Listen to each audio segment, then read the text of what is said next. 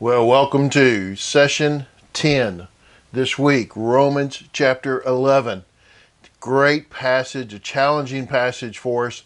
A couple of things before we get into this passage that we've got to remind ourselves of, be settled on so that we know exactly where we stand as we go through this chapter. One of those, the first thing of that is that Paul makes it very clear throughout the book of Romans that salvation is God's grace through faith. Salvation only comes by God's grace through faith. This is true for everyone. We cannot lose or set aside or in any way minimize the truth of that gospel message, that gospel truth, that salvation comes by God's grace through your faith, true for everybody, true for all time. Your work is not going to help you. Your birthplace is not going to help you. Your family ties are not going to help you. This is your decision that you make to follow Christ, and it is your need for Him because you cannot get there any other way, right? By grace through faith. Now, the next thing that we got to look at as we think about this passage is Paul is here talking about Israel and their relationship as opposed to the Gentiles in their relationship into the gospel. And we need to make sure that we remember that Paul desired that all of Israel be saved. Paul's desire was that his people be followers of Christ. That's what he wanted, and he knew that for them it would always be by faith because it had always been by faith. I mean, remember, he says back earlier that Abraham was justified by faith, not by birth, but by faith, that all people throughout all time have come to salvation by faith. Those who came before Christ were looking toward the coming of Christ, and now we look back at the coming of Christ. But all of us come to salvation by grace through faith. So let's look now at this passage, beginning in verse 17 and the first part of verse 18. He says, "Now, if some of the branches were broken off, and you, though a wild olive branch," okay, when he says you here, he's talking about Gentiles. Okay, so he's writing to a mostly Gentile audience who are believers in Rome, but they're mostly Gentiles, okay? So if some of the branches were broken off, and you, though a wild olive branch, look how different they are, were grafted in among them and have come to share in the rich root of the cultivated olive tree, do not boast that you are better than those branches. In essence to say, in his recognition that those in Israel who have rejected Christ are like broken off branches. They're no longer part of the root. They've lost their connection to God. But, he says, what God has done is he has grafted in, he has opened this opportunity up to Gentiles, grafted them into the tree. They now have an opportunity for salvation, right? They can be grafted in. So he says, you are a wild olive branch. And just make sure they don't think too highly of themselves, right? You are grafted in among them, and you now share in the rich root of the cultivated olive tree. You share in what's happened, this history and the promises made. You share in those. Do not boast that you're better than those branches. There is a emphasis here on humility and graciousness and gratitude and thankfulness, right? Don't boast. Don't say that God needed you. He got rid of them because he needed us to come in. That's not the case at all.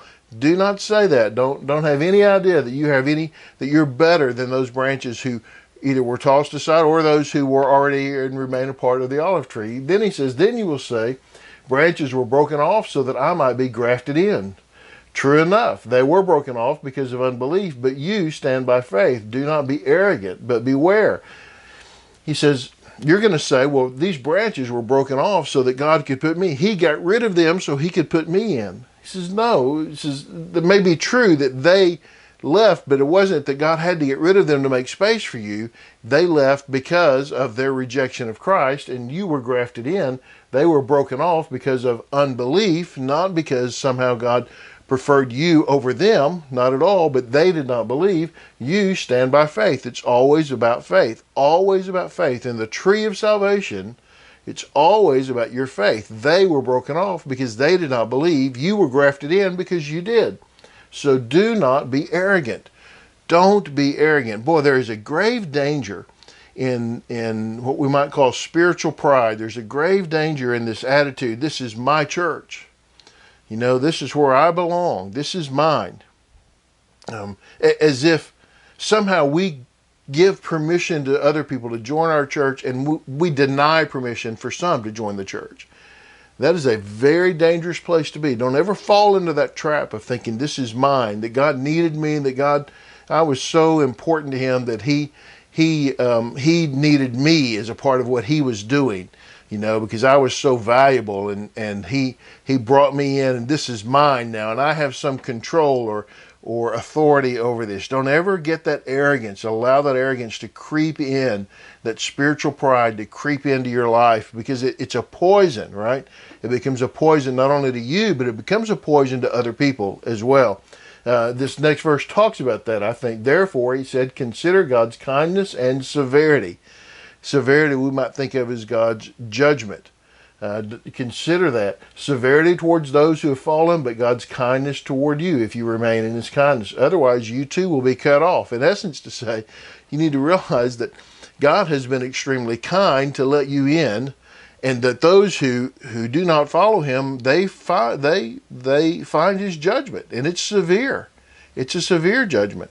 In essence, to tell us, look, you need to know who you are and who God is. You need to know your place and God's place. We need to be aware of where we stand with God, and that God does not save us because we were so important. He saves us because we were so lost. And we needed his salvation. All of us did. We all needed his salvation. And that we should then be grateful and thankful that he has saved us, because we could have, and we did, deserve severity. We deserved judgment. That's what we earned with our life, right? And we see that earlier in Romans, right? That the wages of your sin is death. What you have earned for your sin is death. So be very careful about the attitude. And he's really, I think, fighting against what probably is going on in the early church there in Rome, where some of the Gentile believers were kind of looking down on Judaism and the Jewish believers and saying, y'all really needed us, and God got rid of some of your people to bring us in, because, and he's fighting against that pomposity, maybe, that conceitedness, that arrogance, that idea that we were so important, God brought us because he liked us more than he liked you. I was the favorite son all along. He's fighting against that in the church. And so he's warning them to watch out for that, because God could cut you off just as easily if you don't continue to follow him, if you don't believe. He says in verse 25, he says, I don't want you to be ignorant of this mystery, brothers and sisters, so that you will not be conceited. A partial hardening has come upon Israel until the fullness of the Gentiles has come in. Okay.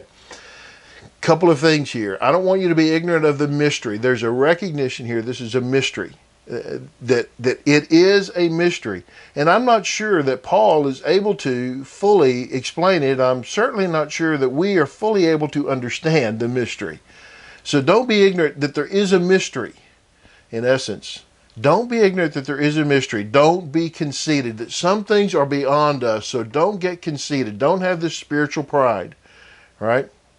It is a mystery. That means it is beyond our understanding. But in essence, to say, there was a partial hardening upon Israel until the fullness of the Gentiles has come. And he says that God has hardened them and they've turned away. Who knows which comes first if they don't both happen together. Think about Pharaoh and the hardening of his heart. But this making them jealous, this idea of making them jealous so that they might see the Gentiles being saved and want that relationship with God like they see people having, okay? But just realize it is a mystery. Don't be conceited. And then, excuse me, in case there is an idea that maybe God is done with the Jews and now it's all about the Gentiles. Look at the three phrases in these three verses. The first one, verse 26, he says, in this way, all Israel will be saved. Now, I think it's obvious here that he doesn't mean that every person who is a descendant of Abraham, Isaac, and Jacob is going to be saved, because we know that not to be true. We can see evidence of that in the New Testament and in the Old Testament, that there are people who rebel and reject. But he is to say that those, they all have the opportunity to be saved. Salvation comes to all of them. He says in verse 28, they are loved. Don't have any doubt. They are loved. God loves them. God loves Israel. Don't ever doubt that, and don't ever come up with any idea that says that God is done with or doesn't care, because in verse 29 he says God's gracious gifts and calling are irrevocable. They are irrevocable. He will not pull them back. He will not rescind his gifts and his calling. That is, he will not come away from the promises and the things that he said in the Old Testament to Israel. Those things are always true, will always be true. God will never reject Jews as a whole. That this will not happen. And I know that was an attitude, and I think that still sometimes happens. But he makes it clear they're loved, right? They will be saved. God will bring them to salvation. For in essence, part of the way this ends is to say, look, we're all in that same place. For God has imprisoned all in disobedience, so that he may have mercy on all. Do you hear that? Universal need. All in disobedience. We have universal need, and there is a universal offer to salvation. He may have mercy on all. Any idea that may have been rising up in the Roman church that God was done with Israel and that was all about the Gentiles is rejected just as much as an early idea that God only wanted the Jews and didn't want the Gentiles. Both of those ideas are rejected completely. Verse 32 speaks so strongly against any idea that there is a favored group and an unfavored group. In essence, he says we're all unfavored.